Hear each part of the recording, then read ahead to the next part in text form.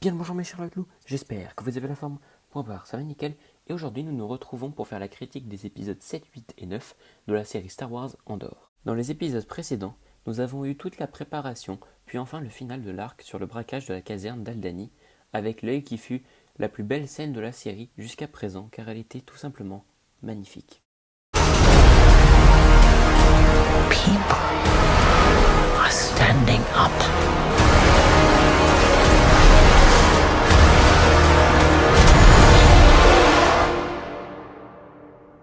That's what a reckoning sounds like.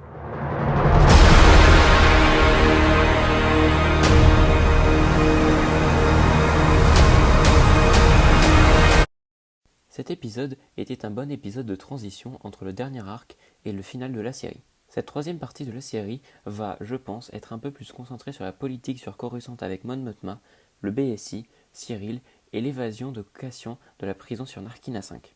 Je ne vais pas me cacher, mais Cassian est un peu le rebelle assassin de Rogue One du début, car je trouve qu'il pense un peu trop à lui et ne comprend pas forcément les motivations des autres personnes, mais bien sûr, ça fait partie de sa vie très compliquée qu'il a eue. L'épisode était beaucoup plus concentré sur la politique de Coruscant, ce qui était très sympa à voir. On peut voir que Mon Mothma est allée trop loin dans la rébellion pour en sortir, et à cette époque elle se bat certes au Sénat, même si tous les sénateurs n'en ont absolument rien à faire de ce qu'elle dit, mais elle donne aussi beaucoup d'argent pour financer la rébellion. Nous pouvons aussi voir qu'elle n'aime pas forcément la vie et la société dans laquelle elle vit, voire même qu'elle n'aime pas son mari, car elle n'a justement pas confiance en lui. Je crois que Luten s'enfonce de plus en plus dans le côté extrémiste, et que c'est pour cela qu'il ira voir Saw Gerrera, car il trouve sûrement que Mothma ne l'est pas assez. Nous n'avons pas grand chose à dire sur lui, car on ne le voit pas trop dans l'épisode, mais ce que je peux dire, c'est qu'il va se faire encore plus d'ennemis à faire comme bon lui semble. Juste un mot à dire sur son assistante, je crois que c'est elle que nous voyons en rouge parler à Vel, qui d'ailleurs a l'air d'être beaucoup plus riche que ce qu'on l'en pense.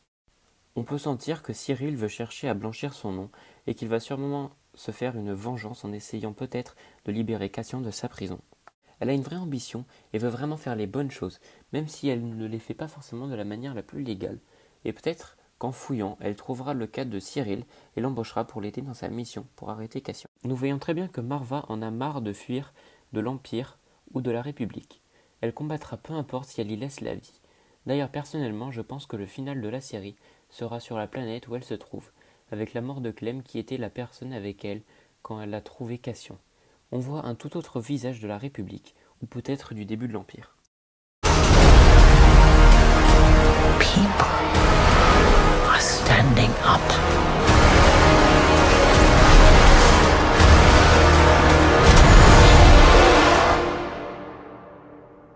That's what a reckoning sounds like.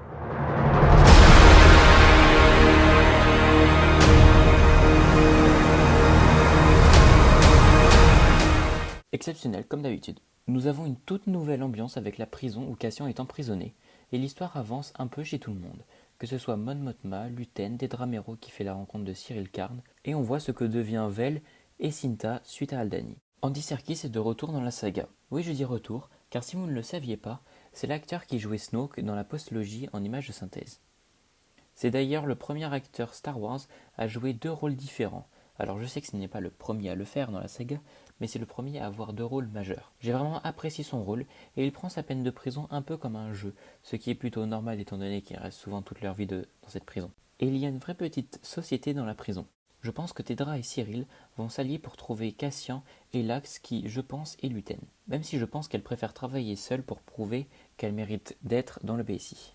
Je ne pense pas que Vel et Cinta pourront tuer Cassian. J'aime vraiment leur relation, mais je ne pense pas qu'elle va survivre après Aldhani, car elles sont restées pendant près de 7 mois ensemble tout le temps, mais désormais leur vie est bien différente que celle qu'elles ont eue au moment de se mettre ensemble. On voit que, à parté, toutes les personnes présentes à la soirée de Mon Mothma sont juste des profiteurs et ne pensent qu'à eux, au lieu des personnes qui les ont élus. Le fait que Luten veut tuer Cassian me fait un peu moins l'aimer, et qu'il laisse dans la merde Bix et les autres, je ne trouve pas ça hyper sympa, au vu de ce qu'ils lui ont donné pour la rébellion. People are standing up.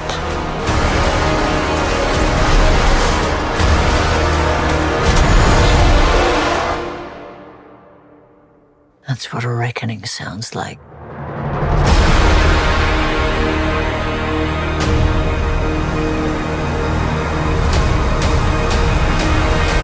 L'épisode prépare très bien la suite qui va être grandiose. Je trouve ça fou que Disney et les personnes talentueuses qui sont derrière les séries arrivent à faire une série de cette qualité pour un personnage qui était sympathique mais pas non plus extraordinaire dans Rogue One, alors que des personnages comme Obi-Wan ou Boba Fett, que tout le monde adore, ils en ont fait des séries pas ouf, voire même médiocres. Kino est mon personnage préféré de la série.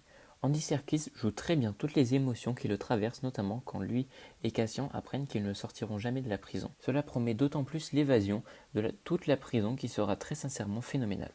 Vel est la cousine de Mon Mothma. Sur Aldani, c'était dur de dire qu'elle appartenait à une famille riche, mais lorsqu'elle était sur Coruscant dans l'épisode précédent, on aurait dû tous s'en douter. Mon commence à être dans l'impasse avec Luten et à cause de l'argent avec T.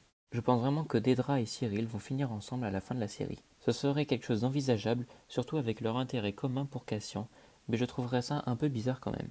On voit la référence à un nouvel espoir avec la scène de la porte, ou encore le moyen pour faire parler, même si celui que Dedra utilise est bien plus psychologique que celui que Leia subira 5 années plus tard. J'ai re-regardé l'épisode pour écrire la critique, et quand la mort d'Olaf est arrivée, ça m'a fait des frissons alors que je savais qu'il allait mourir. Mais le fait qu'il se décompose au fur et à mesure de l'épisode est extrêmement touchant, et je pourrais facilement la mettre dans une de mes morts préférées de la saga. J'espère que vous avez aimé la vidéo, n'hésitez pas à vous abonner, à liker, à partager ainsi qu'à commenter si vous avez aimé, cela me ferait extrêmement plaisir et on se dit à la prochaine, ciao tout le monde.